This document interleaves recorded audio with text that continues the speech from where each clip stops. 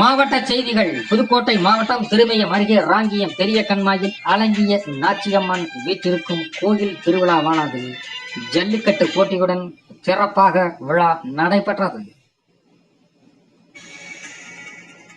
இந்த ஜல்லிக்கட்டு போட்டியில் புதுக்கோட்டை, தஞ்சாவூர், சிவகங்கை, திருச்சி, திண்டுக்கல், தேனி, ராமநாதபுரம், தூத்துக்குடி போன்ற மாவட்டங்களில் இருந்து 200க்கும் மேற்பட்ட காளைகள் இதில் பங்கு பெற்றன.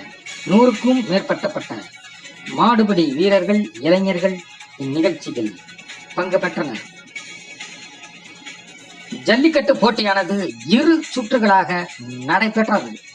வாடி வாசலில் இருந்து துள்ளி குதித்த காளைகள் சிங்கமென சீறி பாய்ந்து அழுத்திவிடப்பட்டது.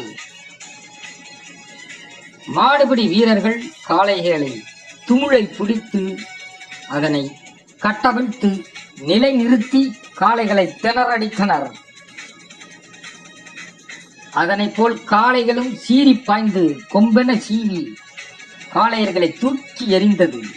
இதை பார்வையாளர்கள் கண்டு ரசித்தனர். இந்த ஜல்லிக்கட்டு போட்டியில் சிறந்த மாடுபிடி வீரர்களுக்கான பாத்திரம் மற்றும் பணமுடிப்பு, ரொக்க பரிசுகள் வழங்கப்பட்டன. சிறந்த காளையர்களுக்கு சிறப்பு பரிசுகளும் சிறப்பு பணமுடிப்புகளும் வழங்கப்பட்டது.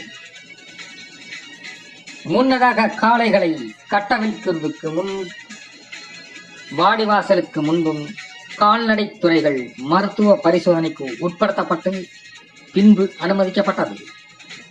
புதுக்கோட்டை மாநகர காவல்துறை மற்றும் திருமயம் காவல்துறையினர், தீயணைப்புத் துறையினர், வருவாய்த்துறையினர் சிறப்பான பாதுகாப்பு ஏற்பாடுகளை செய்திருந்தனர். இஜல்லிக்கட்டு போட்டியானது இளைஞர்கள் மற்றும் மாணவர்கள் இடையே பெரும் வரவேற்பை பெற்றது. இந்நிகழ்ச்சியை வெளியூர்களில் இருந்தும் 2000க்கும் மேற்பட்ட பொதுமக்கள் ரசிகர்கள் கண்டு ரசித்தனர். முன்னதாக காவல்துறையினர் சிறப்பான பாதுகாப்பு ஏற்பாடுகளை வழங்கி அதனை சட்டம் இயற்றுதல் மாநகராட்சி ஆணையரின் அறிவுறுத்தலின்படி பாதுகாப்புகளை கண்காணித்தனர். மேலும் சுகாதாரத்துறை மற்றும் மருத்துவத்துறை சிறப்பான பாதுகாப்புகளை கவனித்தது. இந்நிகழ்ச்சியானது திருமயம் வட்டாரத்தில் சத்தியமித்திரன் செய்திகளுக்காக நாகராஜன்.